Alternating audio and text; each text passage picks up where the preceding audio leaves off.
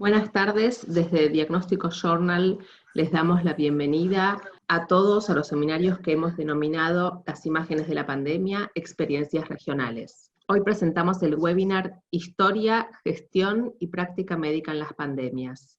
Hoy nos acompañan 3 profesionales, los cuales harán sus exposiciones expresando sus vivencias y experiencias en su ámbito laboral y regional de trabajo. A continuación, habrá un espacio para el debate e intercambio de ideas e innovaciones.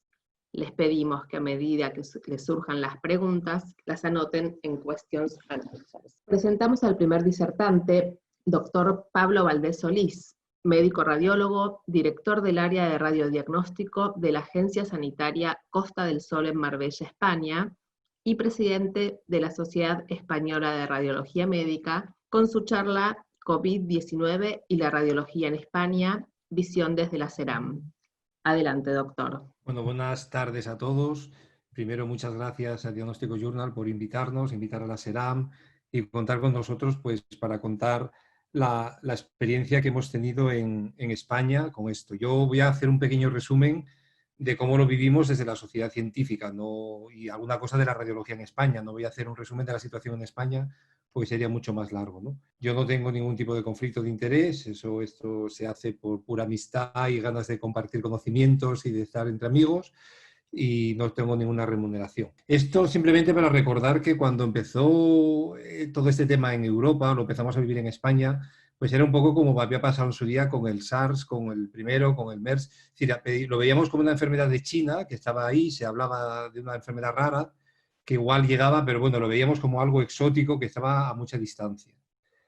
Pero ya el 31 de enero, es decir, un mes después de que el Ministerio hablara oficialmente de esta patología, se vio el primer caso. No dejó de ser todavía algo como más exótico porque se vio en la isla de La Gomera, que está en las Islas Canarias, a 1.800 kilómetros de Madrid, es decir, en pleno Océano Atlántico, y lo veíamos todavía como algo distante y que no nos iba a afectar. Los radiólogos sabíamos que estaba ahí, pero no estábamos todavía muy preocupados, aunque ya empezó a saltar un poco la alarma entre nosotros. Bueno, pues poco después, en este tiempo que no se hizo prácticamente nada en todo el país, a pesar de que ya los italianos lo estaban viviendo y nos estaban avisando, bueno, pues ya empezamos a ver los casos en la península, en Barcelona, en Valencia. Eso el día 25 de febrero, el primero en Andalucía fue el 27 de febrero, el primero en mi centro el 28 de febrero, es decir, 2 meses después de la declaración oficial y un mes después de los primeros casos en la península. Y ya, bueno, pues en Madrid, ya en marzo, empezó toda la maquinaria a ponerse, saltaron todas las alarmas y demás, ¿no? Y ya con esto ya empezamos a aprender. Ya habíamos aprendido con toda la situación un poco caótica que había, sobre todo en algunos sitios donde hubo más incidencia, como fue en Madrid. Bueno, pues veremos cómo decisiones que pueden ser más políticas que técnicas, como es que la radiografía diagnostique al paciente, cambiaba la estadística, y esto hizo que hubiera una gran polémica en España con el número de casos. Esto es una cosa que comentaremos más adelante porque nos tiene mucho impacto en nosotros como radiólogos. Bueno, desde entonces todos los días había noticias, todos los días miles de casos, cientos de casos, se iban acumulando, y nuestra fuente de información pues era muy escasa. Estamos hablando de febrero, principios de marzo, y ya es cuando en la SERAN empezamos a trabajar y lo consultábamos sobre todo. Bueno, la fuente oficial era esta página del Ministerio, que es lo que había. Era todos los documentos oficiales en los que trabajaron varias sociedades científicas. No contaron con nosotros para hacer la técnica de imagen, mandamos documentos que los tuvieron en cuenta, pero no participamos de forma directa. Participaron las especialidades más implicadas, pues como medicina interna, intensivistas, urgencia, microbiología, etc. Bueno, pues esto es un poco, era nuestra fuente de información inicialmente, ¿no? Y esta es un poco la curva de incidencia. Estos son datos, lo tomé ayer, aunque está hasta el 26 de julio, pues estamos hablando de aquí a principios de marzo, y el pico tremendo que hubo entre marzo y abril, con miles de casos diarios, una situación que creo que ya todo el mundo, bueno, como se está viviendo en todo el mundo. Bueno, lo primero que intentamos en la SERAN era establecer ayuda, por supuesto, a los radiólogos, y creo que una de las cosas principales era determinar cómo se diagnostica la enfermedad. El diagnóstico de la enfermedad, insistimos, desde la SERAN, en que no se basa en la radiografía, se basa en las pruebas de laboratorio. Ahora lo tenemos muy claro y hay unas pruebas muy fiables, pero ¿qué pasaba entonces? Entonces, las PCRs que venían de China, o las que se usaban en China, tenían un rendimiento muy bajo, de forma que la primera bibliografía publicada, los primeros artículos publicados en Radiology y en otras revistas, pero de pacientes chinos, daban un valor a las pruebas de imagen muy superior a las pruebas diagnósticas de laboratorio. Y esto creemos que no debe ser así. Ahora mismo las pruebas de laboratorio son muy fiables y deben ser el referente para el diagnóstico. Bueno, pues esto ya a principios de marzo, es decir, cuando estaba empezando toda la crisis, hicimos en la SERAN el primer documento porque veíamos que esto era algo muy serio y que los radiólogos teníamos que estar bien informados y bien formados. Bueno, pues este fue el primer documento en marzo, tuvo muy buena acogida y es lo que nos animó a seguir trabajando para que todos los radiólogos tuvieran la mayor información posible. Ya en este documento insistíamos en que las técnicas de imagen son fundamentales, pero no es el diagnóstico, y de hecho la RSNA, un mes más tarde, en un artículo excelente que hizo revisando también la indicación de las pruebas, pues llegó a la misma conclusión, ¿no? Que ya todos sabemos de que las técnicas de imagen son importantes, pero que el diagnóstico inicial se basa en el laboratorio. Bueno, pues seguimos trabajando y ya los radiólogos nos pedían que empezáramos a hablar de las indicaciones de cuándo hacer una radiografía, cuándo hacer un escáner, algo, porque no había bibliografía, insisto, ahora hay mucho, pero no había entonces. Entonces ya hicimos un documento de consenso con un formulario que enviamos a más de 50 radiólogos especialistas en radiología de tórax, en radiología de urgencia de toda España, y con eso hicimos la primera guía de pruebas de indicación de pruebas de imagen, que la publicamos el 16 de marzo y que ya incluía además un resumen de todos los distintos tipos de informes radiológicos que se habían publicado por otras sociedades. Este documento también tuvo una gran acogida. Insistimos en los referentes de cómo debe ser la técnica, ¿no?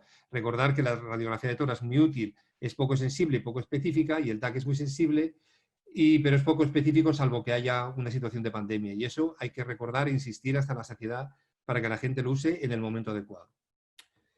Bueno, pues sí, también vimos una cosa importante, que eso se vio en todo el mundo, es que toda la bibliografía que estábamos usando para las recomendaciones, pues mucha no era fiable. Es decir, aunque era una bibliografía de disposición, era libre, todo el mundo podía usar toda la bibliografía publicada, esto está publicado que mucha tenía unos fallos de metodología muy importantes. De hecho, en revisiones de metodología de los primeros estudios, se vio que tanto los resultados que se habían publicado no eran valorables, no eran muy fiables, y de ahí la insistencia otra vez de que las técnicas de imagen hay que usarlas cuando están indicadas y con cuidado, porque no, los primeros resultados publicados no se deben extrapolar a lo que se publicó unos meses más tarde, cuando ya estaba todo más aposentado.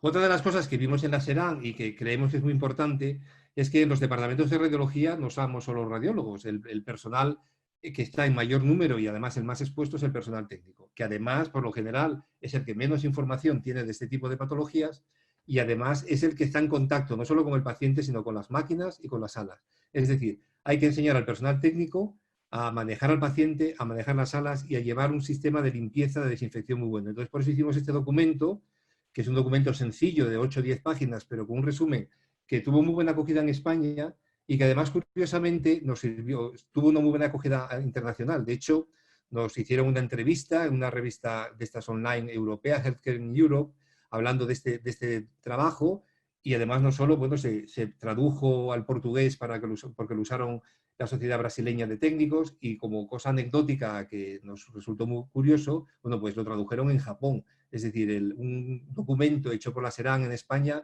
pues de técnicos, llegó a Japón y lo publicaron y lo usaron los técnicos en Japón, cosa que nos sorprendió mucho. Seguíamos trabajando porque ya, aunque veíamos que los radiólogos ya conocían un poco la patología y las técnicas, faltaba mucho sobre la gestión del servicio y demás. Y por eso hicimos esta pequeña infografía, el 17 de marzo, es decir, en plena crisis, sobre las recomendaciones de organización y gestión de los servicios de imagen. Este documento, aunque es muy básico, muy sencillo, se sigue pudiendo aplicar y creemos que es un documento muy interesante porque es muy manejable y que da las guías básicas que todavía hay que seguir usando. Y al mismo tiempo trabajamos con un grupo de ingenieros que colaboran con nosotros de la Universidad de Valladolid en el desarrollo de esta herramienta y una página web que lo llamamos el Foro SERAN COVID, en el que no solo tiene toda la documentación y toda la información que habíamos publicado, sino también con casos problema que podía subir todo el mundo para análisis, y sobre todo con una herramienta de inteligencia artificial como ayuda a diagnóstico. Esta herramienta tuvo muchísimo éxito, sigue estando hábil y es una de las cosas de las que estamos muy orgullosos. Esto lo hicimos a finales de marzo. También, como cosa curiosa, pues creemos que para que todos los radiólogos entendieran bien la fisiopatología y cómo las manifestaciones radiológicas, hicimos un póster de correlación radiopatológica de las distintas fases, y aquí anecdótico, aquí se ve que no está en español, que está en cirílico, porque este documento nos pidieron los médicos de Macedonia que lo tradujéramos porque lo están usando en su país como referencia para entender el COVID. Es decir, esto en la derecha, esto es una de las revistas médicas que usan en Macedonia, que es un país pequeño en el este europeo, pero bueno, siempre hace ilusión la colaboración internacional. Esto fue gracias a un oftalmólogo de origen macedonio que trabaja en Barcelona y con el que trabajamos pues para traducirlo, y él lo difundió por Macedonia. Pues es de las cosas más bonitas de este tipo de pandemias, ¿no? La colaboración internacional, las amistades que surgen y cómo unas personas ayudan a otras de forma desinteresada. Hay que entender que eso lo vimos muy claro desde la SERAM, que esta enfermedad va en distintas fases. Estuvimos en marzo en la fase 0, pasamos luego a la fase 1, a la fase 2, estamos volviendo otra vez a la fase 0, y de ahí la importancia de hacer un documento que sirva para siempre, es decir, para partir de ahora. Y de ahí que ya avanzada la pandemia empezamos a plantearnos un documento y unas recomendaciones para que todos los radiólogos supieran qué hacer a partir de ahora. Y fue este documento, es un documento extenso de más de 100 páginas, que trata muchos temas, desde la inteligencia artificial, la gestión, temas éticos, temas de legales, etcétera, y de cómo organizar los servicios, porque es lo que decimos aquí, ¿no? Esta enfermedad ha venido y viene para quedarse. Y luego ya más avanzado todo, cuando ya empezábamos a recuperarnos, vimos que, como se vio en todo el mundo, que muchos pacientes durante la pandemia nos habían estudiado, pacientes oncológicos, pacientes con otras patologías, y ahora estábamos desbordados. Teníamos que dar respuesta a los pacientes que iban entrando nuevos y a los que nos habían quedado sin estudiar entonces. Y por eso hicimos esta guía, una guía de consenso con recomendaciones que se obtuvieron de distintos centros de España para cómo estudiar este tipo de pacientes. Es decir, había pacientes que creíamos que se podían posponer, otros que tenían que ser preferentes y demás. Es una guía básica, pues son 15 o 20 páginas, con un formato muy práctico y que creemos que es muy útil. De hecho, lo están usando muchos radiólogos de España. Bueno, pues con todo esto, y lo mismo que hasta ahora, pues ganamos la primera batalla, creemos. En España fue una batalla muy dura, fue uno de los países más afectados del mundo, y hay que seguir estudiando la historia, no es ver si vamos a ganar la guerra. Esta imagen es muy bonita o es muy representativa, porque a la derecha es el pabellón de IFEMA que se hizo en Madrid durante esta pandemia, y es muy similar a este pabellón de la izquierda, que es durante la mal llamada gripe española de hace un siglo, porque la situación, la verdad, es que fue muy similar. No solo por las medidas de protección, sino porque se vio durante esta pandemia de hace un siglo que, llegado el otoño en Europa, volvía otra nueva crisis. Y esto es un poco lo que nos está pasando ya. Y de ahí la importancia de que estemos preparados. Y que estemos preparados desde la SERAM, intentando que todos los radiólogos estemos preparados de todas formas. No solo en el conocimiento, sino también en la actitud. Se está viendo en toda esta crisis muchísima información tóxica a través de las redes sociales. Muchos pacientes no se creen lo que está publicado, y hay barbaridades como esta gente de los curas, o de los curanderos que pretenden curar la enfermedad con agua y otros métodos, en fin. Cosas con las que tenemos que luchar desde las sociedades científicas para que no se extiendan. Y de la importancia de la formación. Y insistir desde la SERAM en hacer formación, pues tipo las actividades que estamos haciendo ahora, que estamos pasando de esta formación presencial a una formación online. Esto también afecta a nuestro congreso. Nosotros tenemos un congreso cada 2 años en el que participan más de 2.000 personas. Este año tenía que haber sido en mayo, no lo pudimos hacer, y planteábamos hacerlo en septiembre, tampoco va a poder hacer, y entonces lo hemos pospuesto para el año que viene. Será un congreso, un formato mixto, con una parte presencial y también con una parte online, y esperemos que tenga un gran éxito. Y simplemente recordar que, bueno, todo este material que estuvimos haciendo, todas las recomendaciones, las hemos colgado en la página web. Hemos visto desde la SERAM que todo nuestro esfuerzo pues, fue muy bien valorado por los socios. De hecho, normalmente la página web nuestra tiene entre 5.000 o 10.000 visitas. En abril superamos las 40.000 visitas, casi todas por el tema del COVID, pero es que en mayo superábamos las 100.000 visitas en la página web, sobre todo para descarga de documentos y de consultas sobre el COVID. Esto demuestra que cuando tú, desde una sociedad científica, haces una actividad o das una información, un conocimiento que es práctico para el radiólogo, para el socio, pues esto se valora y tiene su recompensa, que es esto, que la gente lo valora. Bueno, pues nos quedan batallas, ¿no? Estamos ahora mismo entrando en la siguiente batalla, que esto en España hay un pequeño repunte ahora que nos amenaza con estar todavía peor. Hemos aprendido mucho, afortunadamente, estamos mucho mejor preparados. Y un poco como reflexión, este es un artículo de una entrevista, un reportaje muy bonito que se publicó en uno de los periódicos en España, El País Semanal, sobre un médico internista especialista en medicina infecciosas que vivió como paciente del COVID y transmite ahí su vivencia durante toda la crisis, pues como médico responsable de uno de los hospitales donde más COVID hubo, que fue el Hospital Ramón y Cajal de Madrid, y como paciente que sufrió la enfermedad, con además una enfermedad muy severa, ¿no? Y con frases que se pueden destacar como esta, ¿no? Que dice pues, que seguramente no va a ser la última vez ni va a ser la peor, y sobre todo lo importante, ¿no? De eso de que yo creo que esto nos ha llegado tan dentro y ha dañado tanto el país y el mundo, que ha demostrado que es preciso estar preparado para investigar lo que haga falta. Y a ver si aprendemos, porque tristemente nos queda mucho para aprender, tenemos mucho que seguir investigando. Como conclusión, para acabar, es una cosa tan corta, bueno, pues desde la SERAM, desde nuestra vivencia en España, la importancia de dar un servicio al socio. Las sociedades científicas, si nos dedicamos a hacer cosas que no llegan al socio, perdemos sentido. Tenemos que dar respuesta a los problemas del socio, a los problemas del radiólogo y del técnico de radiología, a todos los profesionales de la radiología. Que esta situación viene para quedarse por ahora, hasta que haya vacunas, hasta que haya la inmunidad de rebaño que se dice, vamos a seguir teniendo COVID, esto nos queda durante un tiempo y hay que adaptarse. Tenemos que hacer cambios estructurales, cambios del proceso en nuestra sociedad, en nuestras sociedades científicas, en nuestros servicios, en nuestros hospitales, y tenemos que adaptarnos al COVID. ¿Qué aprendimos también? La importancia de la radiografía de tórax, informar todas las radiografías de tórax, dar formación a los socios, a los radiólogos jóvenes que olvidan la radiografía de tórax para dedicarse a la resonancia, a las cosas más avanzadas. La radiografía de tórax ha jugado un papel fundamental en esta enfermedad. Recordar el papel de la teleradiología e insistir en hacer una teleradiología de calidad y, sobre todo, insistir en los temas de seguridad. La calidad asistencial es fundamental y la seguridad es fundamental, y de ahí la insistencia a todos los documentos que hicimos en la SERAM, todas las recomendaciones, para que se trabaje de forma segura. Y con esto, con gran rapidez, pero para intentar resumirlo todo, pues he acabado.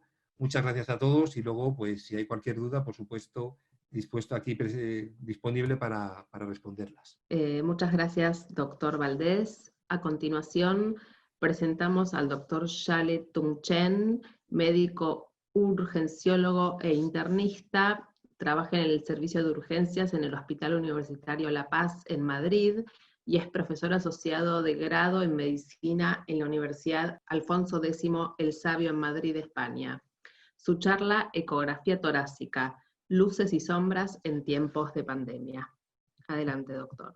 Muchas gracias, antes que nada, por la invitación, y voy a intentar no explicar cómo se hace la ecografía torácica, pero más bien el identificar esta técnica que en estos momentos tan difíciles nos ha supuesto una herramienta para poder enfrentarnos, una herramienta más para poder enfrentarnos a esta pandemia.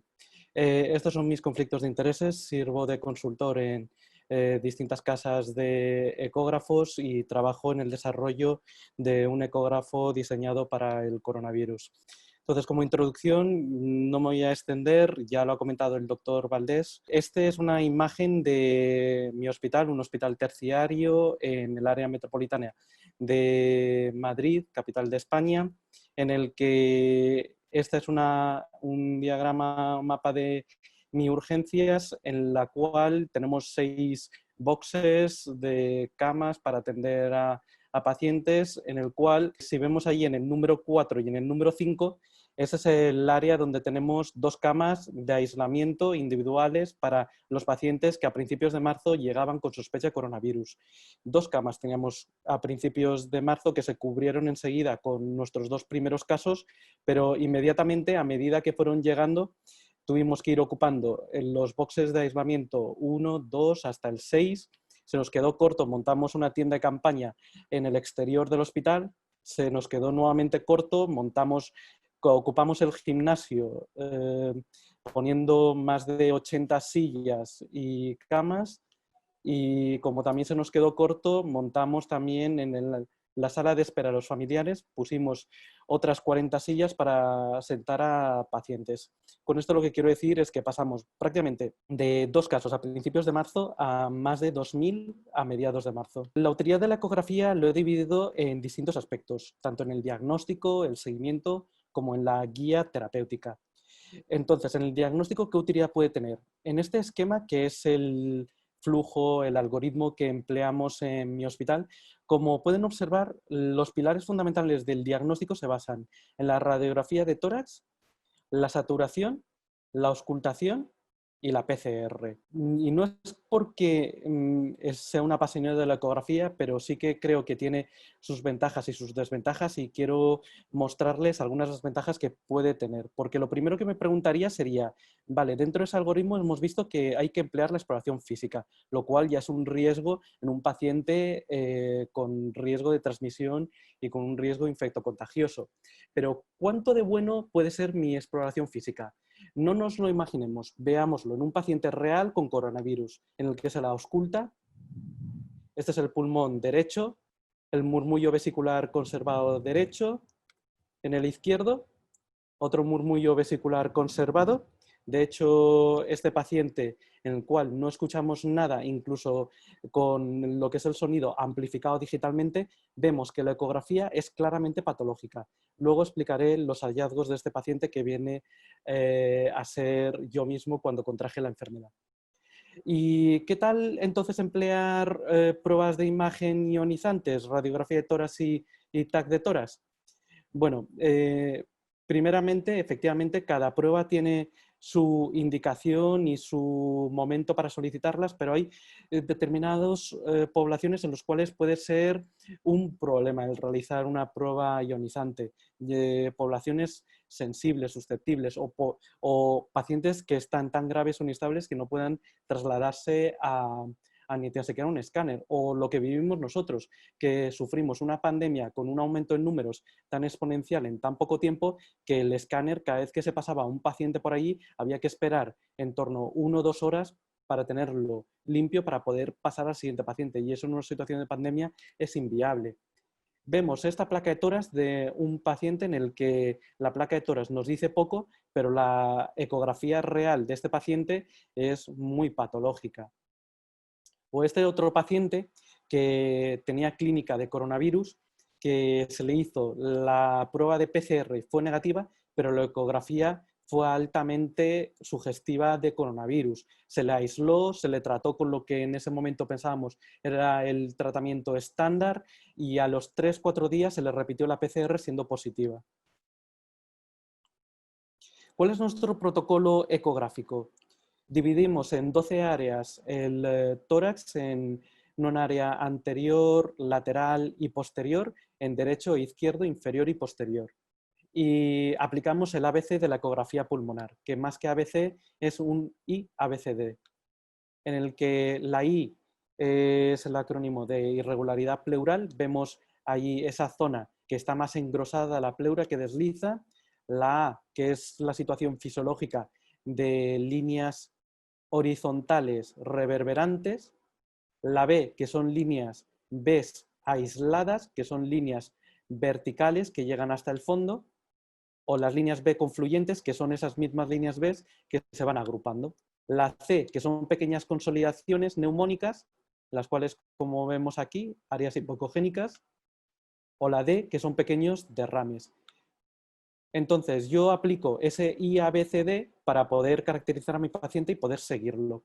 ¿En qué momentos lo puedo aplicar y en qué momentos me va a resultar útil? En aquellos pacientes en los cuales sospeche un falso negativo de la PCR o la placa de tórax, en esos pacientes en los cuales estén en una situación borderline para mandarles al domicilio o para ingresar para un tratamiento más intensivo, en cualquier situación en la cual tenga un cambio en el estado clínico de mi paciente, para guiar cualquier procedimiento y para mandar de forma precoz al domicilio sin siquiera pasarlo por el circuito de atención intrahospitalario.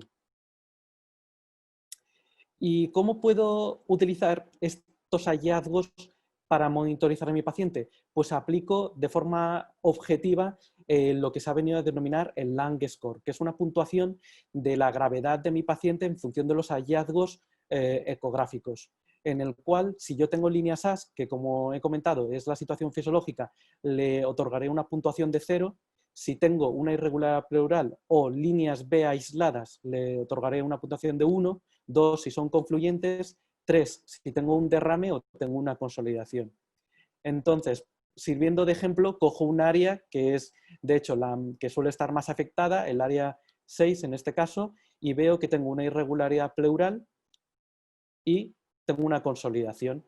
Entonces, la irregularidad pleural puntúa 1, la consolidación puntúa 3 me quedo con la de mayor puntuación en ese área, que sería 3, y eso sumado al resto de áreas me dará una puntuación entre 0 y 36. Pues se ha visto que este Lang score se correlaciona con el score de gravedad que se aplica en el escáner, en el TAC de tórax. Y también se correlaciona con la gravedad del paciente. Además, este Lang score me permite, o los hallazgos ecográficos me permite el poder orientarme en la situación, en el estadiaje en el que estoy con mi paciente. Así pues, en un primer estadio de infección viral, en el cual pongo de ejemplo 3 pacientes diferentes en el día del diagnóstico, veo que solo en uno de ellos había alteraciones ecográficas en el pulmón. Esto es porque, ya lo hemos visto en la literatura, las alteraciones ecográficas pulmonares, las alteraciones pulmonares en el parénquima pulmonar ocurren a partir del tercer cuarto día. En una segunda fase en la cual ya hay una afectación pulmonar, vemos que efectivamente en el día 4 los 3 pacientes ya tienen afectación pulmonar con líneas B, consolidación y derrame, y líneas B y pequeña consolidación. Si progresamos en el tiempo, vemos cómo estas alteraciones en los 3 pacientes siguen progresando, así en el momento de mayor afectación es en la segunda semana. Ya en la segunda semana, a finales de la segunda semana, los pacientes empiezan a mejorar clínicamente y en el tercer paciente ya desaparecen las alteraciones ecográficas. En la tercera semana ya prácticamente ninguno de los 3 ya tienen síntomas, la ecografía todavía persiste alterada, pero entramos ya en una tercera fase en la cual se pueden presentar las complicaciones, que se dan en torno a la segunda, tercera semana, en la cual el paciente 1, que había mejorado clínicamente, empieza a deteriorarse en el día 19 y en el que vemos una consolidación de mayor tamaño, lobar, con un poco de derrame, que se catalogó como una sobreinfección bacteriana, se trató de forma satisfactoria con antibióticos. O esta otra paciente, paciente 3, que empezó con un dolor pleuropericárdico que se trató con colchicina con mejoría clínica cuando se observó que tenía un pequeño derrame que justificaba la presencia de una pericarditis aguda. O este otro paciente que hizo un deterioro brusco y se observó que tenía una ausencia de deslizamiento que orientaba hacia un neumotórax, que posteriormente este mismo hallazgo es lo que propició la indicación de un escáner y se confirmó. O algo que no es nada infrecuente, el que tenga coasociado una otra comorbilidad o otra patología a la propia infección, como puede ser una insuficiencia cardíaca o una miocardiopatía. Se puede complementar el estudio que se hace pulmonar con uno cardíaco y vemos una alteración de la fracción de eyección, sin someter a más exposición al paciente. O la tan temida distrés respiratorio del adulto, en el que vemos como el pulmón es, por la alteración a nivel alveolar, pues tiene una afectación que es fácilmente detectable con la ecografía. O la comorbilidad, como he comentado, con una insuficiencia, la copresentación con una insuficiencia cardíaca, ya sea dentro del diagnóstico diferencial o como complicación desencadenante de la infección. Hemos visto también que esta enfermedad se asocia con enfermedad tromboembólica.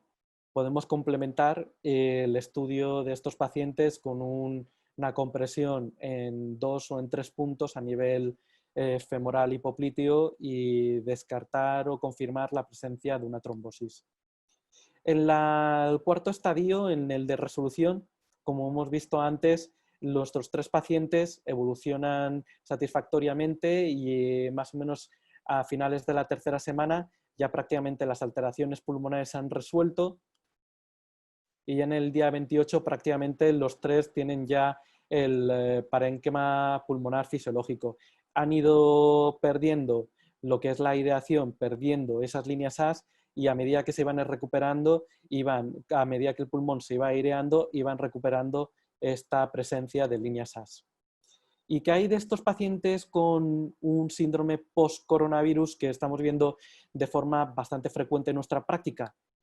Pues algunos de ellos pueden tener, como en este paciente, una pericarditis que en su momento no se detectó y que se detectó posteriormente porque persistía con la molestia torácica, o este otro paciente que después de 2 o 3 meses empieza ya lo que es desarrollar una fibrosis pulmonar. Como vemos aquí con este panal de abejas y en la ecografía, la correlación que tenemos. O en este otro caso, el engrosamiento pleural que vemos también a nivel de la ecografía. En este otro caso vemos la persistencia del vidrio deslustrado, que no deja de ser un espacio muerto para el intercambio gaseoso y que justificaba en este paciente una disnea de esfuerzo. Entonces, hasta aquí sería la utilidad que se le podría aplicar a una ecografía pulmonar en cuanto al seguimiento, pero ¿qué hay en cuanto al manejo de la terapia? Si sabemos en qué estadio estamos, podemos plantear qué tratamiento aplicamos, ya sea antiviral, antiinflamatorio, antitrombótico, aunque todo esto está en continuo y gracias a Dios en continuo cambio con la nueva evidencia que va llegando. De forma que si estamos en una primera fase de infección viral, aplicábamos estos tratamientos al inicio de la pandemia, pero posteriormente hemos visto que el tratamiento pues, viene a ser un tratamiento más bien sintomático. Aquí la ecografía o nos podía mostrar una mínima alteración o sin alteraciones.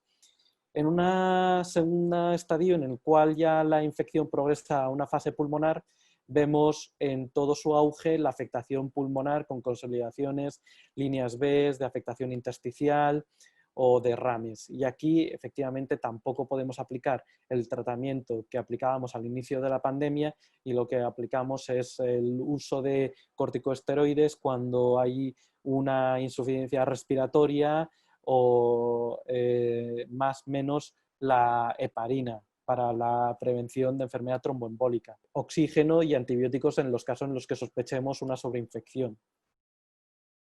Y en la fase hiperinflamatoria, lo ideal es adelantarnos a que esta ocurra, pero si hemos llegado y hemos detectado que tenemos este síndrome de distrés respiratorio, como lo vemos con una afectación pulmonar bestial a nivel bilateral, con mucha afectación parenquimatosa, y el tratamiento que planteamos, un tratamiento con todo lo que tengamos, todo el arsenal terapéutico que tengamos, desde ventilación mecánica, la aplicación de el ECMO, la pronación, etcétera, corticoides, heparina. Por dar unas pinceladas, porque no todo iba a ser tan fácil y tan bonito con la ecografía pulmonar. Al igual que con el resto de técnicas radiológicas, hay que llevar un manejo, hay que tener un mínimo de precauciones, de seguridad, en la cual tenemos tanto equipos de mano como equipos de carro. Los equipos de mano son los más fácilmente utilizables en nuestro ámbito porque es mucho más fácil de transportar y en ecografía pulmonar nos va a dar la información que necesitamos. Utilizamos una funda que puede ser o no estéril, metemos nuestro ecógrafo, nos vestimos con todas las protecciones necesarias, aplicamos el Virkon, que es nuestro limpiador enzimático entre paciente y paciente, limpiamos con el limpiador de esterilizante del material una vez utilizado, y el gel que empleamos no olvidemos que es un fómite, no llevamos el bote, sino que hay que llevar o bolsas, entre paciente y paciente hay que llevar o bolsas individuales o jeringas precargadas. Esta era de hecho mi batea para explorar los pacientes con coronavirus. Utilizaba un sistema de 3 bateas en el cual con una transportaba a la habitación del paciente, una vez que terminaba lo metía en una segunda batea donde limpiaba todo el aparataje, y en una tercera batea, en una zona limpia, en una zona sucia, dejaba la sonda. Si en cambio utilizaba el sistema de carro, tenía que limpiarlo hasta 2 y 3 veces después de transportarlo de un área sucia a un área limpia. Con lo cual, esto no es tan fácil como inicialmente hay que plantearlo. Requiere de una técnica, de una práctica que solo se gana con experiencia. Utilicemos toda la protección que necesitemos, con un par de guantes extra para poder limpiar el aparato, y esta es nuestra experiencia de los de los últimos meses. Hicimos un estudio en el que correlacionamos el TAC de tórax con los hallazgos en la ecografía. Encontramos que las alteraciones ecográficas tienen una sensibilidad del 100% y una especificidad del 78% para correlacionar las alteraciones ecográficas con el escáner sugestivas de coronavirus en un momento de alta prevalencia de pandemia en el cual casi todos los pacientes que nos llegaban y tenían alteraciones en el escáner seguramente tenían también coronavirus. No fallamos en ningún diagnóstico en el cual en el TAC hubiera alteraciones, en la eco también lo encontrábamos, y eso nos dio también que la correlación entre el score de gravedad ecográfico se correlacionaba muy bien también con el del escáner. Y estas son las correlaciones de los hallazgos en el escáner con respecto a la ecografía.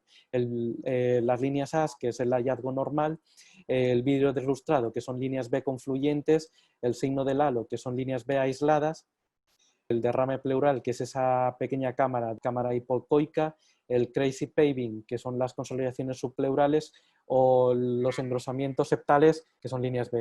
Y termino ya.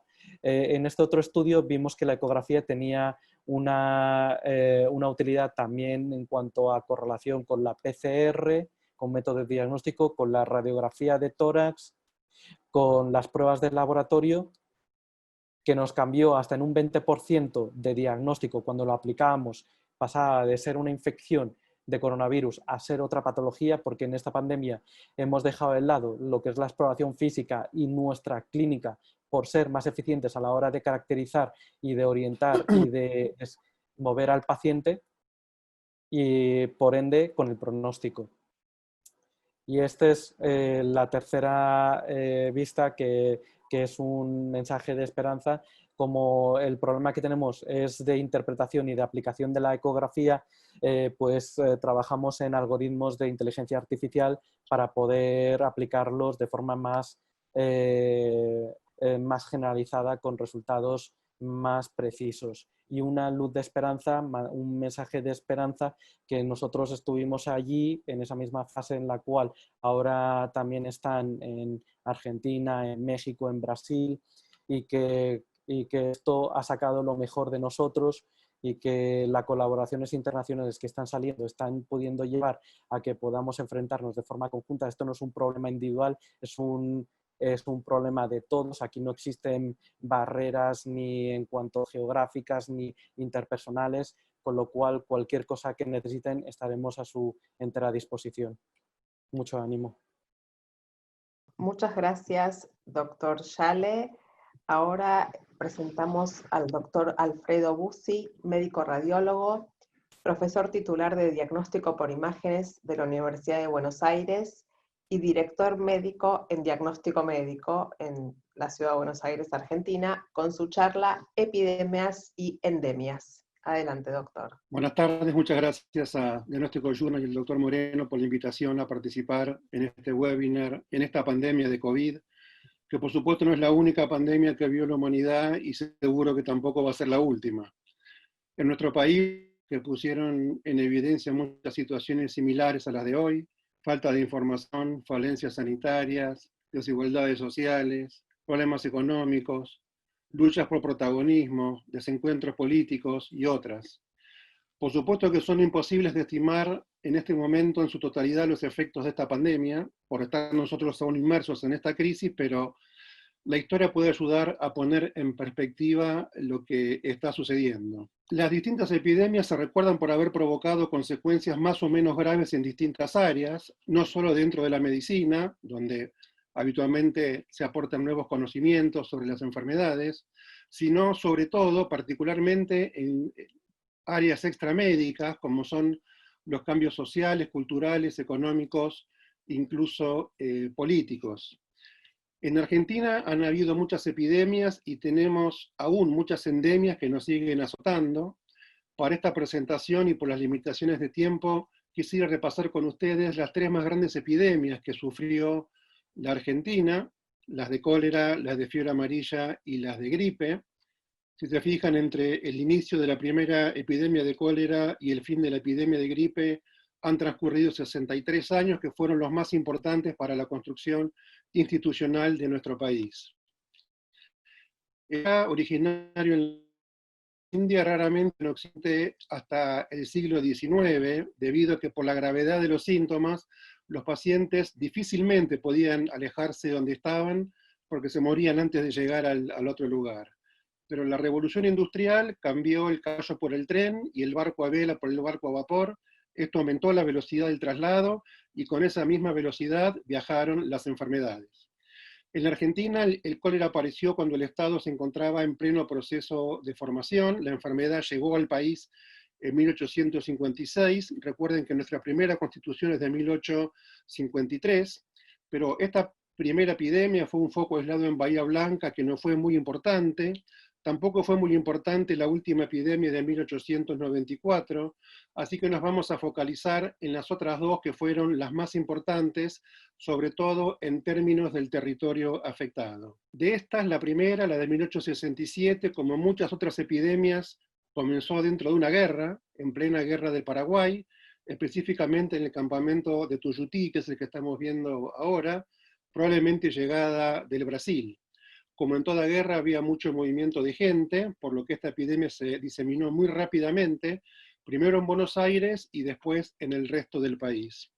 En una primera etapa hubo un desarrollo de la enfermedad que siguió el curso de los ríos en el litoral, donde el vector fundamental eran los barcos, y en la segunda etapa hubo un desarrollo de la enfermedad hacia el interior del país, por vía terrestre, donde tuvo un impacto muy fuerte, ya que en varias provincias la situación sanitaria era sumamente precaria y el Estado era impotente para detener la marcha de la enfermedad porque no había instituciones, no había organismos que pusieran a reparo a la población afectada. Así era Buenos Aires en 1867, lo que están viendo ahí es la actual Plaza 11, la Plaza Miserere, era una plaza de carretas, también un nodo importante de comunicaciones. En este momento la población entró en pánico, la cantidad de pacientes desbordaba notablemente la capacidad de los hospitales que en aquel momento funcionaban en Buenos Aires. Una pueblada originó la renuncia de las autoridades municipales, que poco tiempo después fueron repuestas. Esta epidemia produjo una grave situación política, porque durante la epidemia murió Marcos Paz, que era el vicepresidente en ejercicio, ya que el presidente de la República, que era Mitre, estaba como comandante en jefe de las fuerzas aliadas en Paraguay. El Congreso estaba en receso, por lo tanto el gobierno quedó acéfalo. Mitre debió volver y dejar el mando del ejército en su segundo, que era el brasilero Luis Alves de Lima, con quien tenía grandes diferencias en el manejo de la guerra, así que todo esto favoreció para debilitar aún más el gobierno de Mitre. Esta fue la epidemia más importante de cólera que hubo en nuestra historia. Produjo una crisis social muy importante porque como no se conocía el origen de la enfermedad, se pensaba que el contagio era entre personas, así que las familias directamente abandonaban a sus familiares enfermos, se iban a otras casas, se iban al interior del país e incluso abandonaban a los muertos. Por otro lado, la epidemia obligó a Buenos Aires a replantearse el sistema de aprovisionamiento de agua. Se contrató al ingeniero John Coglan, que estudió la provisión de agua desde el Río de la Plata, filtrándola y purificándola. Así es como se veía en aquella época la costanera. Este es el muelle de pasajeros. Hoy todo esto está ocupado por Puerto Madero. La siguiente epidemia, 20 años después, empezó en el barrio de La Boca, con la llegada de barcos con inmigrantes y automáticamente se expandió también por el resto del territorio. Buenos Aires se seguía transformando, así era el Cabildo en aquella época con una torre muy afrancesada. De Buenos Aires y a través del ferrocarril la epidemia llegó al interior del país. De hecho, las únicas zonas que se salvaron fueron aquellas que todavía no tenían vías férreas. Esta epidemia produjo efectos muy graves, sobre todo en las provincias del norte. Se generaron importantes conflictos con el gobierno nacional. Sé que algunos gobernadores decidieron imponer una cuarentena a los trenes que llegaban desde Buenos Aires. Esto generó un conflicto con el gobierno nacional que anuló la cuarentena y tuvo como consecuencia, por ejemplo, que el traslado de un regimiento hacia Tucumán inició en esa provincia una epidemia muy grave. En Mendoza, estas fotos de un hospital de esa ciudad, murió el 7% de la población. Un tema importante es que aparecieron nuevas instituciones de salud. Una de ellas que trabajó muy bien fue la llamada asistencia pública, una organización municipal que tenía bajo su cuidado a los hospitales, a los médicos y a la salud general de la población. Esta institución estaba a cargo de José María Ramos Mejía. También acá hubieron cortocircuitos políticos con el entonces intendente Marcelo T. de Alvear, a tal punto que Ramos Mejía tuvo que renunciar. La siguiente epidemia importante y la más terrible de las que sufrimos en nuestro territorio fue la epidemia de fiebre amarilla del año 1871, una enfermedad oriunda de África que llegó a América debido al tráfico de los esclavos en la época de la dominación española. También se llamaba vómito negro. El paciente vomitaba la sangre coagulada que se iba acumulando en el estómago y eso le daba el nombre a la enfermedad. En el momento previo a esta epidemia, Buenos Aires era la ciudad más brillante de América del Sur, que estaba envuelta en una cultura europea, tenía alumbrado a gas, tenía ferrocarril, tenía correspondencia a domicilio, tenía líneas telegráficas, pero también la situación sanitaria era bastante pobre, había insuficiente provisión de agua potable, estaban contaminadas las napas, el tiempo del verano favorecía el crecimiento de los mosquitos, los saladeros contaminaban el riachuelo, la basura no se quemaba, sino que la usaban para rellenar las calles y los terrenos bajos, había un olor nauseabundo permanentemente en la ciudad, los riachos, o también llamados zanjones, estaban todos infectados, y lo más importante, había un importante hacinamiento de los inmigrantes. Recuerden que esta es la época de la gran inmigración argentina, con un bajo nivel de higiene. Estos inmigrantes, que también venían de la pobreza, se hacinaban en los que se llamaban los conventillos, que tenían este aspecto.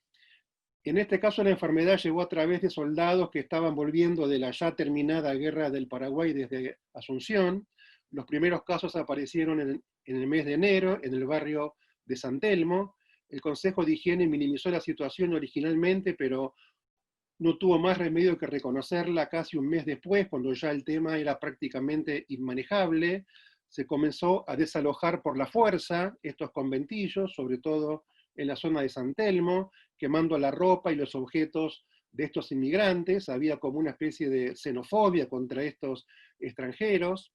Se decretó aislamiento absoluto, que debió ser levantado por presión de la población. Se clausuraron los mataderos, se postergó el inicio de las clases, se prohibieron las reuniones, los bailes públicos. La clase pudiente emigró, se fueron a sus quintas en el actual barrio de Flores y compraron terrenos en lo que hoy es Barrio Norte, donde construyeron sus nuevos alojamientos en estilo francés. Lo destacable de esta epidemia es que los vecinos iniciaron acciones por su cuenta y crearon muchas comisiones parroquiales. En un momento se agotaron los féretros, los dos cementerios que existían no daban abasto, se creó un cementerio nuevo, el cementerio de Chacarita, que era llamado en aquella época el cementerio del oeste. La epidemia ya se extendía a niveles de espanto. Como ven, los cadáveres eran llevados por el tren, apilados en vagones. De hecho, muchos de esos pacientes terminaban de morir adentro de esos vagones. Hubo saqueos, hubo robos, hubo falsificación de testamentos. Los funcionarios huyeron, el presidente Sarmiento se radicó en Mercedes, y los vecinos que se encontraron desamparados crearon la llamada Comisión Popular, encabezada por un abogado, Roque Pérez, que fue el que se encargó del manejo de la emergencia. Este es un cuadro muy conocido, pintado por el uruguayo Juan Manuel Blanes. El cuadro se titula Un episodio de fiebre amarilla de Buenos Aires. Acá lo vemos a Roque Pérez, acompañado por el médico Manuel Argerich. Es un homenaje a estos dos realmente héroes que murieron en esta epidemia. Están entrando a un conventillo. Ahí vemos al padre de familia ya muerto en la cama, la mujer que acaba de morir, tal vez le estaba dando de comer a su bebé, que está gateando, acercándose hacia el pecho de su madre. También en esta epidemia murió el doctor Francisco Muñiz, que tenía 76 años y seguía en Buenos Aires cuidando a los enfermos. En esta epidemia hubo 14.000 muertos en 4 meses. Eso es 3 veces la mortalidad anual. O sea, en 4 meses murió la misma cantidad de gente que moría en 3 años. Si eso ocurriese hoy en nuestra ciudad de Buenos Aires, la mortalidad sería de 300.000 personas. Y por último tenemos la mal llamada gripe española, otra epidemia, pandemia, que empezó durante una guerra, en este caso durante la Primera Guerra Mundial. Esta gripe española no empezó en España, sino que empezó en Estados Unidos, en Texas, y se propagó a Francia con la llegada de las tropas estadounidenses para la guerra. Como los demás países europeos estaban en guerra, España era el único país que daba información sobre el tema, por eso se pensó que la enfermedad había empezado ahí. Fue una de las pandemias más virulentas y devastadoras de toda la historia de la humanidad. Durante esta pandemia murieron 50 millones de personas, 3 veces más de los que murieron durante toda la Primera Guerra Mundial.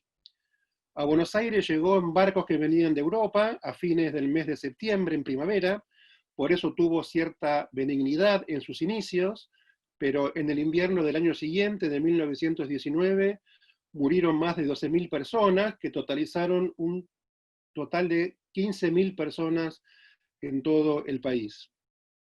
Además del tapabocas, que ahí están viendo, el Departamento de Higiene dictó una serie de medidas, algunas de las cuales tal vez les resulten familiares: permanecer en los hogares, el cierre de iglesias, escuelas, salas de espectáculos, limitar el número de pasajeros en los subterráneos, desalentar las aglomeraciones en cementerios, circos, cafés y restaurantes, denunciar a los enfermos sospechosos, no visitar a los enfermos hospitalizados.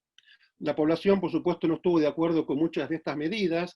Había burlas que aparecían sobre todo en publicaciones de la época. No únicamente se quejaban de la toma permanente de la temperatura, eso es un termómetro, sino también del pedido de distanciamiento social. Ahí dice, perdón que no le estreche la mano, hábleme a distancia. Y también había una burla, una serie de elementos que se proponían como terapéuticos: el alcanfor, la quina, la canela, el alcohol, la menta, etc. Por supuesto, también se escribieron tangos con el nombre de la gripe. La doble P es la forma en la que se escribía esta enfermedad en Francia. Recuerden que nuestro país en aquella época era muy francófilo. También habría caricaturas que se burlaban de la prensa amarilla, otras que se burlaban de los que usaban como excusa la enfermedad para no trabajar. Ahí dice, tengo un pretexto con esto para faltar a mi puesto. Y también se burlaban de los boticarios que alcanzaban importantes ganancias vendiendo todo tipo de pócimas que por supuesto eran absolutamente inútiles para combatir la enfermedad. También se burlaban de los médicos, de aquellos que estaban en la función pública y les gustaba aparecer en los medios. Acá vemos al director de la asistencia pública en un reportaje con un periodista. Abajo dice, aprovecha la emergencia el hombre de la asistencia para lucir su gran ciencia. Y también se burlaban de las distintas teorías y pronósticos, muchas de ellas contrapuestas, que había sobre la enfermedad por distintos médicos, ¿no? Acá hay distintos médicos dando distintas explicaciones, coro de doctores. Según todos los síntomas que puede presentar, la gripe es poca cosa, según algunos, o pudiese agravarse según otros. Rápidamente la epidemia se extendió por todo el país. Las provincias que tuvieron la mayor mortalidad fueron, por supuesto, las provincias más pobres, donde había menos médicos y menos condiciones sanitarias. Encontramos muchas situaciones que se repiten en estas epidemias: la imposibilidad de enterrar los cadáveres, el terror y el pánico de la comunidad, muchos que huyen, la relajación de los vínculos morales y civiles, con robos, saqueos, falta de solidaridad, alcoholismo, suicidios, enfermos abandonados por sus familiares, críticas a funcionarios y profesionales de la salud que no cumplen o directamente abandonaban su función, y también la importancia de la participación de la población. Y en estas epidemias, y tal vez también en la que estamos transitando ahora, se hace evidente que algo se ha perdido, además de la salud, que pueden aparecer nuevos modos de padecimiento que eran desconocidos hasta ahora, que se tensionan y quiebran los vínculos y las convenciones sociales, que el contagio e incluso la muerte es inversamente proporcional a la distancia social, por eso se tiende a aumentar esa distancia. Aquí es necesario un control individual de comportamientos y de excesos. Aquí es necesaria una vigilancia colectiva. Aquí hay una rotura con el pasado que condiciona un futuro distinto, y también una sensación de que llegó el fin de la sociedad tal y como la conocíamos hasta ahora. Para terminar, quiero compartir con ustedes una frase de un gran médico alemán, Rudolf Virchow, que que me acercó hoy en la mañana la doctora María Victoria Suárez. Virchow fue uno de los primeros en enfatizar los determinantes sociales de los estados de salud, es decir, de las condiciones de la sociedad que generan enfermedad y mortalidad, y Virchow decía: una epidemia es un fenómeno social que conlleva algunos aspectos médicos.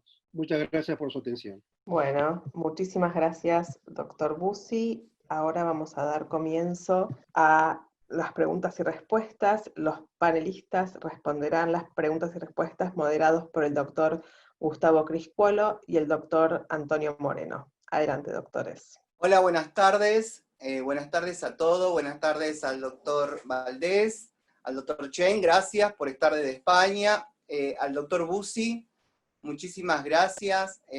La verdad que la exposición de los tres en distintos tópicos ha sido fantástica. Y rápidamente, para no demorar, yo quisiera dejar una pregunta para cada uno de ellos, y después Gustavo va a pasar a preguntar acerca de las necesidades que tiene la audiencia.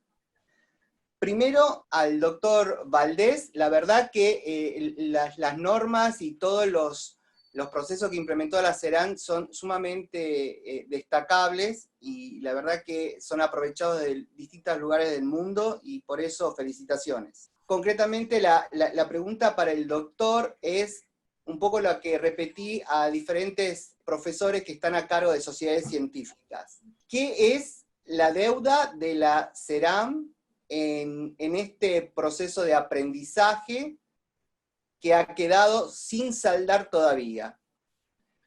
Y que creo que es poca, porque trabajaron demasiado. La segunda, para el doctor Chen, es loable el trabajo que hace el doctor con ecografía, y quería preguntarle a él concretamente si sacarle todo ese provecho al método tiene que ver con la alta experiencia y capacitación del operador. Y por último, para el doctor Bussi particularmente, filosóficamente, doctor, ¿qué cambió las pandemias y las epidemias previas, y qué es el paradigma que esta pandemia nos está dejando?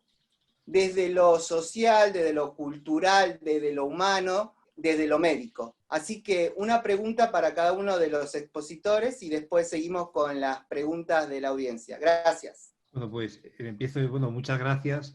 Empiezo yo muy breve. La verdad es que todavía estamos trabajando, porque todavía tristemente seguimos, ¿no?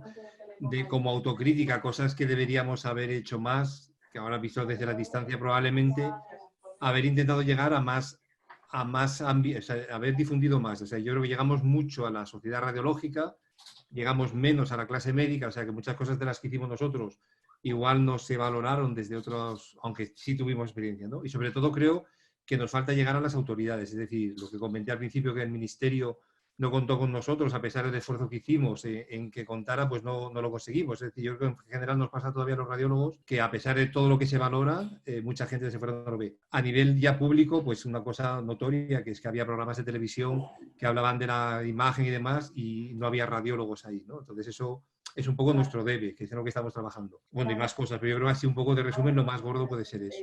Y intentaremos mejorarlo más adelante. Espero que no tengamos, que no sea por el mismo motivo, pero intentaremos trabajar más en ese tema. Doctor Chen. Muchas gracias por la pregunta. En principio, vamos, efectivamente, esa es la mayor limitación en la aplicación de la ecografía.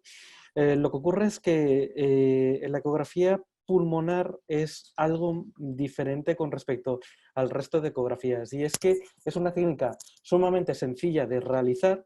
Para obtener las imágenes no hay más que poner la sonda del ecógrafo encima del pecho, y no es como la ecocardiografía, en la cual necesitas una buena ventana, o en la ecografía abdominal, en la que requieres que el paciente pues, no sea demasiado obeso o que no haya demasiado gas, etc. Aquí tienes la mejor ventana posible, que es a ras del pecho, pones la sonda y ves la imagen. ¿Cuál es el problema? A la hora de interpretar, yo estoy viendo 4 signos, y esos 4 signos me tienen que dar la clave de lo que le está pasando al paciente. Eso es imposible de hacer con toda la variedad de enfermedades que hay que afecten a nivel del tórax. ¿Qué hay que hacer? Una correlación de esos 4 signos con la distribución, la clínica de mi paciente y las pruebas complementarias. ¿Qué es lo que ocurre? Que estábamos en una situación, digamos, muy beneficiosa para la ecografía torácica, y es que casi todos nuestros pacientes que nos llegaban venían con una alta probabilidad pretest de tener una afectación pulmonar por coronavirus. Esto ocurre ahora en diciembre, y que tenemos la gripe, las insuficiencias cardíacas, las otras viriasis, y etcétera, y allí probablemente nuestros resultados no sean tan buenos. Por eso, la forma que he querido expresar y transmitir de que esto tiene que ser una herramienta más. ¿En qué casos? Sobre todo en aquellos en los cuales los recursos no den para poder realizar otro tipo de pruebas, y luego, por otra parte, después de haber recibido una formación en cuanto a la realización de la ecografía y haber tenido al menos una curva de aprendizaje que garantice el poder aplicarla de forma correcta e interpretarla, sobre todo interpretarla de forma correcta. Gracias, doctor. Doctor Bussi, si usted no quiere comentar acerca de la pregunta que le hemos formulado. Sí, me decías que me hacías una pregunta filosófica, y lo primero que quiero decir es que yo no soy filósofo, así que no sé si mi respuesta va a estar a la altura de tus expectativas, pero creo que en este momento se están repitiendo muchas de las cosas que mencionamos en las epidemias pasadas, por la sencilla razón de que lo que no ha variado en todo este tiempo es la naturaleza humana. Ha cambiado la ciencia, ha cambiado la técnica, pero el ser humano sigue siendo el mismo, así que todo lo que ha impactado en las epidemias anteriores también van a ocurrir ahora. Particularmente en la que estamos viviendo ahora, creo que van a haber importantes cambios. Creo que esta epidemia no va a ser recordada por el daño en la salud que ha hecho, sino que va a ser recordada sobre todo por el daño económico que ha hecho en todo el mundo. Creo que esta crisis va a terminar profundizando la globalización que venimos viviendo hace mucho tiempo, desde el punto de vista de que va a fortalecer el trabajo a distancia, y que va a fortalecer la robotización, porque todos ya tenemos totalmente internalizado la importancia del distanciamiento social, así que hasta que no haya una vacuna o una cura, eso va a quedar y lo vamos a tener asumido. La educación también se ha trasladado a las pantallas, toda la educación, desde la educación primaria hasta la educación de posgrado, y me parece también importante la responsabilidad de la ciudadanía, que se ha demostrado que en todas las epidemias anteriores han tenido importancia, y tenemos también nosotros que asumir esa responsabilidad como ciudadanos, no esperar todo del Estado. En general, estas epidemias, como decía Virchow, son más problemas sociales que médicos. La medicina puede acompañar un poco, pero lo más importante acá es ordenar a la sociedad. Gracias, doctor. Muchas gracias, doctor Bussi.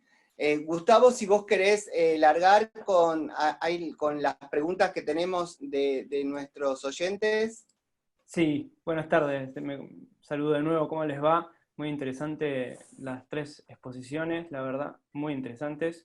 Y leyendo un poco las preguntas y respuestas escritas por los oyentes, podemos decir, para el doctor Valdés, consultan cuál fue el mayor reto de la CERAM para conjuntar los documentos y los criterios por los criterios en sí del COVID, en el libro que usted menciona que se publicó y eso. ¿Cuáles fueron el mayor reto? Es más una pregunta personal, tal vez. Bueno, muchas gracias. Vamos a ver, muy sencillo. El reto al principio era que no sabíamos nada y que nadie sabía nada.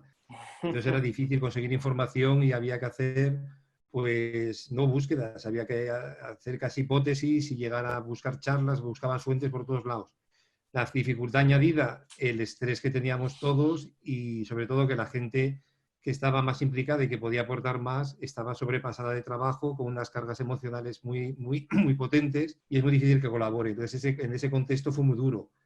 Al mismo tiempo fue muy gratificante porque veías muy útil el trabajo que estabas haciendo, ¿no? Eso es lo que pasa, yo creo, en las situaciones críticas, como te pasa una guardia cuando tienes un paciente muy grave, a veces te sientes más realizado que cuando tienes un paciente que es una tontería lo que te pide, ¿no? Luego pasamos al otro extremo, que ahora ya estamos en el exceso de información y que hay que cribar la información que es fiable de la que no, por lo que comentamos antes. Pero en la fase inicial, en los 2 primeros meses, marzo-abril, la dificultad sobre todo porque éramos muy pocos trabajando muchísimo y porque estábamos todos destrozados. Había épocas que estaba durmiendo 4 horas diarias, 3 horas diarias, trabajando 14 horas diarias en el hospital y del resto haciendo las cosas en casa, ¿no? Entonces, eso fue duro, pero bueno, duro y muy gratificante. Totalmente. Y en cuanto a, pues, un poco escuchando la presentación suya, vi que mencionó la inteligencia artificial como que asomó más la cabeza en esta pandemia, ¿sí? ¿Cómo ve usted? Tal vez esto es para los tres, esta consulta. La inteligencia artificial, ¿cómo la ven? ¿Como posible instancia de desarrollo de la misma o bueno, tal vez pueda o no utilizarse en los próximos meses? Muy breve, la inteligencia artificial, que hay mucho escrito y además hicimos nuestro curso en la SERAN y lo llevamos trabajando mucho tiempo, es una herramienta fantástica si se usa bien. Y en este caso es un ejemplo de que un buen uso puede ser muy útil. Lo mismo el ejemplo que estamos viendo, lo que acaban de comentar de la ecografía, en la placa simple, en la urgencia, un buen sistema de inteligencia artificial bien enseñado y bien monitorizado y bien usado puede ser muy útil. Si quiere que sustituya al profesional, es un desastre. Es un poco Claro. la generalización de la inteligencia artificial, ¿no? Y eso es un debate muy grande, pero en esencia sí, en España hubo experiencias que no fueron tan, no sé, están empezando, hubo mucho ruido, mucha gente que iba a empezar y probablemente salgan y deberían salir porque creo que puede ser algo muy útil, sobre todo eso, para informar en las situaciones cuando hay esa carga de trabajo tan tremenda, ¿no? Doctor Yale, un poco la misma pregunta, y yo en lo personal quería consultarle cuánto tiempo le lleva realizar una ecografía de tórax. Efectivamente, como ha dicho ya ha recalcado el doctor Valdés, la inteligencia artificial lo que nos va a permitir a nivel de la ecografía, que estamos trabajando ya en ello y tenemos ya varios grupos que tienen ya bastante experiencia al respecto, es sobre todo facilitarnos a la hora de poder incorporar los hallazgos dentro de lo que es el perfil, el mapeo pulmonar del paciente y eso mismo, el poder ayudarme a monitorizar a ese mismo paciente a lo largo de los días. Luego, por otra parte, también me va a permitir es a la persona que está menos entrenada en la adquisición de estas imágenes de forma más rápida y precisa el adquirir todos estos hallazgos con ayuda de los softwares de mapeo pulmonar que se están desarrollando. Y también abriría paso a que en zonas donde la gente estuviera menos entrenada o incluso los propios técnicos a que desarrollaran esta técnica y que pudiera con una cierta ayuda, supervisión, pues hacer que la técnica se extendiera más, porque hoy por hoy tenemos ecógrafos prácticamente en todos los centros de salud, en todos los servicios. Ahora, el problema es un problema de formación, en el cual la gente no sabe emplearlo. Pues un paso intermedio será la aplicación de estos softwares, protocolos de inteligencia artificial. Por otro lado, a la pregunta que me ha realizado sobre el tiempo que tardo en realizar la exploración, la ecografía torácica, 2 minutos. 2 a 5 minutos si veo muchas alteraciones, pero eso lo complemento con una exploración cardíaca, una exploración venosa, o sea, es una exploración física potenciada a través de la ecografía. Bien. Y me puede llevar un poco más. Y un poco hablando de lo... Sí, Antonio. No, yo le quería hacer una pregunta antes de sacarlo del tema al doctor.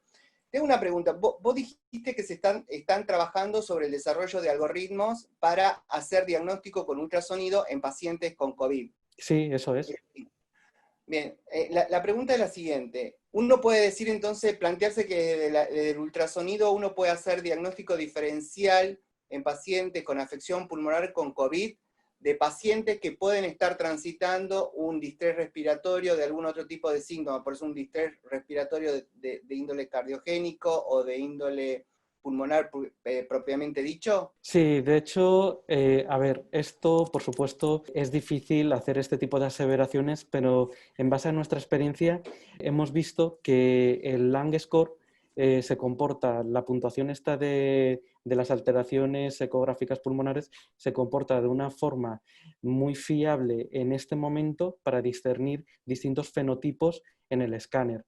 Del paciente que tiene una afectación pulmonar muy avanzada, del paciente que tiene rigidez pulmonar, del paciente que pueda tener una afectación intersticial de distintas etiologías. Por supuesto, esto con ecografía pulmonar es muy complicado de realizar.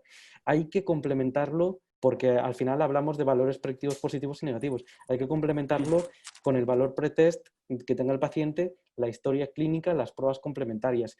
Unas líneas B bilaterales me pueden significar en un contexto determinado una infección viral, a ser una afectación por fibrosis pulmonar, a ser un distrés respiratorio. Lo tengo que complementar con una exploración ecocardiográfica, la cava, el ecocardio, venoso, incluso en algunas situaciones, y la analítica, el ProBNP, la desviación izquierda y los antecedentes del paciente. Bien, bien, perfecto. Gracias, Gustavo. Doctor, sí, y no, bueno, un poco siguiendo lo que hablábamos ayer cuando nos conocimos, nos presentamos, un poco que mi consulta fue es la consulta de la gente, un poco que existe mucha controversia en el uso acá en Argentina también, del uso del ultrasonido por el mayor riesgo de contagio y por ser operador dependiente. Y bueno, querría que usted le comente lo que nos comentó ayer, que me pareció muy interesante su idea acerca de esto, del mayor riesgo de contagio del operador dependiente. El mayor problema que hemos tenido en esta pandemia es que hemos dejado de interactuar con el paciente. Hemos dejado de interactuar con él, de hacer nuestra práctica clínica habitual. Venía un paciente contando unos síntomas, directamente se le hacía un hisopo para ver la PCR, una radiografía de tórax, y en el momento en que se podía se mandaba al domicilio. ¿Cuál es el problema? Que cada vez veremos que el diagnóstico diferencial con el que nos enfrentamos va a ser más amplio, en el cual hay que discernir si la fiebre o la disnea de mi paciente es de una índole o de otra índole lo que lo puede estar produciendo. Y ahí es clave nuestra capacidad para realizar la exploración física y auscultar al paciente y la toma de la historia clínica. ¿Cuál es el mayor problema que tenemos? Que la exploración física hemos dejado de realizarla e incluso cuando se realiza el riesgo que somete al médico para contagiarse es mucho mayor. Porque, claro, estamos acercándonos ¿a qué distancia? A una distancia de medio metro del paciente, cuando con la ecografía y una buena método de barrera y aislamiento nos colocamos a mucha más distancia. Con lo cual, con esto lo que quiero decir es que efectivamente es una técnica en la cual no está exenta de riesgo de que uno pueda contagiarse y transmitir la enfermedad. La contaminación ambiental siempre es muy importante, pero mucho menor que si empleáramos el estetoscopio y siempre que el personal esté entrenado a la hora de realizarlo. No sirve de nada que una persona que no ha hecho una ecografía pulmonar en su vida se ponga ahora a hacer sin un entrenamiento previo. Nosotros nos entrenamos durante meses en colocarnos y quitarnos los EPIs de protección individual. Pues aquí es un paso más avanzado en cuanto a la colocación del equipo de protección. Está perfecto. Muchas gracias, muy interesante la respuesta. Y ahora quería por ahí hacerles la consulta a los doctores Valdés y Bussi, que si bien son dos referentes en el área de la radiología de su país, charlar un poco acerca de los cambios de paradigma, que también hablábamos el otro día con el doctor Misler, que es el presidente de la Sociedad Argentina de Radiología, acerca de los cambios de paradigma, ¿no? Y acerca de qué cambios de paradigma va a dejar esta pandemia, tanto en los dos países, acerca de, por ejemplo, qué consecuencias va a tener en la formación de los médicos de ahora en adelante, debido a que, como el doctor Valdés dijo, no es esto llegó para quedarse, o llegó por lo menos para estar. ¿Qué tipo de consecuencias va a tener a nivel de los diferentes congresos? Porque uno hoy tenía planeado el congreso, como dijo el doctor Valdés, en Zaragoza, y hubo que suspenderlo y pasarlo, y bueno, pensar a ver cómo será el año que viene el congreso. Bueno, un poco también lo que es la regulación del trabajo a distancia, cómo va a ser este tema de la regulación del trabajo a distancia y la ley del teletrabajo. Bien, bueno, a ver si pueden darnos una idea de cómo ustedes lo ven para el futuro. Creo que todos estos cambios que hemos padecido, por lo menos al principio, cuando empezó esta pandemia, y con los cuales ya nos hemos amigado, han llegado para quedarse. Nosotros comenzamos a usar este tipo de comunicación como una necesidad y le estamos encontrando cada vez más aplicaciones, incluso cada vez más comodidad, más facilidad para comunicarnos a distancia. Así que claramente estas cosas han llegado para quedarse. También, por supuesto, en la educación médica. No va a reemplazar totalmente la educación médica tradicional. El médico necesita del contacto con un maestro que lo guíe en muchas situaciones en las que es fundamental la interacción persona a persona, pero para muchísimas cosas esto sin ninguna duda llegó para quedarse. Lo mismo para el tema de los congresos. El congreso presencial tiene algo fundamental que es el contacto social, que ahora no lo estamos teniendo, pero que vamos a volver a eso seguramente, y eso va a ser necesario, pero también para muchas otras cosas, los congresos seguramente terminarán siendo mixtos, como recién nos contó el doctor Valdés, que será el próximo congreso de la CERAM. Con respecto a la inteligencia artificial que habías preguntado antes, yo no creo que inherentemente sea ni buena ni mala. Lo que va a ser bueno o malo es el uso que nosotros hagamos de ella. Como toda tecnología nueva que está apareciendo, y esto ha ocurrido siempre, nos va a costar un tiempo encontrar el lugar justo que debemos darle a la inteligencia artificial. Hay algunas voces que están apareciendo con cierto temor de que esa tecnología va a hacer desaparecer al radiólogo. Yo estoy seguro que eso no va a ocurrir. Eso nos va a poner seguramente en otro rol, tal vez más central, más protagónico en el equipo de salud, pero nos va a permitir dedicarnos a otras cosas y nos va a sacar mucho tiempo de trabajo. Muchas gracias, doctor. Yo añado un par de cosas. Nosotros estamos con mucho debate en ese tema en España, de cómo van a ser los congresos, ahora fuera europeo, y hay debate de si estuvo bien, si estuvo mal, hay gente que le gusta, gente que no. Yo creo que desde luego estas herramientas son excelentes. De hecho, yo estoy en mi casa y estamos hablando con diferente horario. Yo si no, no podría haber ido a Argentina a participar. Es decir, eso nadie lo duda. Y al mismo tiempo yo creo que es un buen momento para reinventarnos, ¿no? Reinventarnos como profesión, como profesionales. En la SERAM acabamos de sacar también ahora mismo un documento sobre cargas de trabajo, que es una cosa que nos pedían los socios desde hace mucho tiempo, que es definir la profesión del radiólogo. El radiólogo es mucho más que un informador. El radiólogo hace muchas cosas. O hacemos muchas cosas y eso no se valora, los directores médicos no lo valoran, los gerentes no lo valoran y todo esto ahora se está viendo. Entonces, creo que es un momento muy bueno para poder diferenciar tus actividades, es decir, hacer un grupo de teletrabajo que sí haga esa parte de esa parcela de trabajo, que sea el informe, y otros radiólogos que hagan otras funciones que tienen que hacer de contacto con el paciente, que tiene que seguir existiendo, contacto con los colegas trabajando en el hospital. Y es una forma muy buena de reinventar la profesión ahora, metiendo estas nuevas herramientas, metiendo el teletrabajo y que nos obligará a la crisis. ¿Cómo vamos a salir de esto? Dicen que reforzados. Yo no soy tan optimista. Estamos debilitados todos, estamos pasando una racha mala, estamos cansados y económicamente muy mal. Entonces, nos viene una época difícil. Entonces, pero las épocas de crisis es cuando hay que sacar lo mejor de cada uno y es donde hay que ser más ingenioso. Y ahora, porque gestionar cuando hay dinero y va todo muy bien es muy fácil. La gestionar de verdad es cuando está en la situación muy mal. Entonces, ahora es nuestra oportunidad como profesión para demostrar el valor que damos, que es mucho, demostrar que tenemos mucho por hacer y a ver, como digo yo, a ver si nos reinventamos y en eso estamos. Y a ver si lo conseguimos, que espero que sí. Y ahí seguimos trabajando.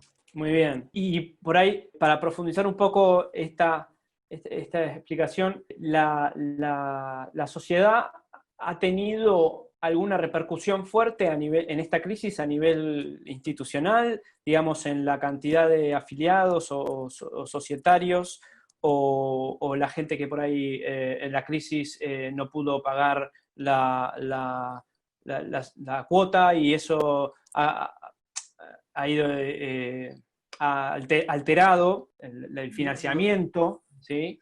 Lo temíamos pero la verdad es que la crisis económica que es tremenda en España, lo que es al personal sanitario todavía, digo todavía porque nos va a tocar, todavía no nos ha afectado mucho. Es decir, seguimos trabajando nuestros sueldos, seguimos teniendo nuestras guardias, seguimos teniendo los mismos ingresos por ahora. No sé, dentro de 3 meses, cuando nos suban los impuestos o nos bajen el sueldo a todos, porque no hay dinero para pagar las pensiones, por ejemplo, ¿no? Entonces, no notamos eso, no notamos ni un mayor número de socios, sí notamos mucha respuesta favorable de valoración muy positiva de los socios. Eso sí lo notamos mucho, tanto correos, cartas bueno, y a nivel de respuesta, como comentamos, indicadores de respuesta en la web y demás. A nivel institucional seguimos igual, económicamente llevamos una racha de mucho ahorro, con lo cual todavía estamos aguantando el tirón y creo que tenemos reserva para aguantar un poco, eso es bueno, creo, y ahí seguimos. Entonces, no sé lo que puede pasar de aquí a final de año, cuando la crisis de verdad se empieza a notar a nivel económico, que todavía no nos llegó. Se está notando las inversiones, se notará en otras cosas, porque todo el dinero se está yendo a la crisis del coronavirus y Claro. ya partíamos de un déficit de inversiones en los hospitales, pero a nivel de sociedad todavía no lo estamos notando. Ya insisto, no sé el año que viene lo que pasará. Bueno, esperemos que no lo haya, ya que en realidad yo confieso que soy un usuario semanal de la información que otorga la CERAM, ya que la uso y la mayoría de las veces encuentro lo que necesito. Así que esperemos que no tenga repercusión a nivel de la sociedad. Si no vas a tener que pagar, Gustavo. Claro. Ahí creo que el doctor Bussi creo que quería aportar algo, doctor. Sí, yo olvidé contestar una parte de la pregunta de Gustavo que me hizo sobre el teletrabajo. Sí. Y no quiero esquivar la pregunta. Yo creo que en este momento es fundamental esa nueva forma de trabajar. Creo que también es algo que llegó para quedarse. Creo que es algo muy necesario, tanto para los empresarios como para los trabajadores, y que es muy necesario que eso se regule. Lamentablemente, creo que la ley que salió en nuestro país no está a la altura de la situación. Creo que lo que ha salido atenta contra lo que todos esperábamos que salga. Creo que esto lo que hace es volver todavía más para atrás la situación previa, y creo que otra vez, y lo de otra vez no lo digo por nuestro momento, sino históricamente, las autoridades no están a la altura de lo que la población necesita. Sí. Totalmente. Eso iba usted en particular, porque ya usted, al ser director médico de una institución como diagnóstico médico, me imagino que le debe afectar a nivel de, no tanto, o sea, sí del lado profesional, pero también del lado de toda la institución, ¿no? El hecho del proyecto de ley de teletrabajo. Por eso me interesaba hacérsela. ¿Qué decías, Antonio? No, yo le quería hacer una pregunta, porque durante estos webinars y diferentes directivos de sociedades científicas han expresado lo mismo que el doctor Valdés comentaba. Primero, una de las deficiencias que hay en todo de lo humano que decía el doctor Bussi, en donde autoridades no escuchan una de las sociedades que son muy partícipe en el momento de tomar diagnóstico, como ser las sociedades de radiología. Hoy en día, por ejemplo, en Argentina, es muy activa la Sociedad Argentina de Terapia Intensiva, la Sociedad de Infectología, pero la Sociedad de Radiología como que está totalmente apartada, y sin embargo nosotros formamos parte muy importante de un proceso de diagnóstico al momento de acompañar el seguimiento de todos estos pacientes. De estos pacientes y de cualquier paciente. Eso por un lado. Por el segundo, lo segundo es, ¿qué incidencia creen ustedes que puede tener a futuro que nosotros planteemos que las sociedades científicas tomen un rol gremial? Porque hoy en día hay muy pocas, por lo menos en Argentina, muy pocas que tengan un pie en lo gremial, y la crisis esta ha dejado en evidencia que hay una serie de inequidades que afectan a toda la población médica. Entonces la pregunta es, España, la CERAM y el doctor Bussi, que ya ocupó un cargo como presidente de la Sociedad Argentina, ¿ustedes creen que es un desafío que planteemos llevar adelante iniciativas desde el punto de vista gremial en sociedades científicas? ¿O tenemos que dejar y separar ese aspecto hacia otras sociedades, hacia otras agremiaciones? En España está muy regulado, porque la SERAM es una sociedad científica y es científica. ¿Qué pasa? Que tú, desde tu contexto como sociedad científica, sí puedes hacer mucho, que es trabajar en temas de gestión y de calidad y seguridad laboral y de seguridad en el trabajo. Es decir, si tú, un trabajador, está trabajando, un saliente de guardia, trabaja 20 horas seguidas, tú eso lo tiene que denunciar el sindicato. Pero en cambio tú, como sociedad científica, sí puedes hacer un escrito o una recomendación de que una carga de trabajo no puede superar cierta carga porque eso va en contra de la calidad de la seguridad.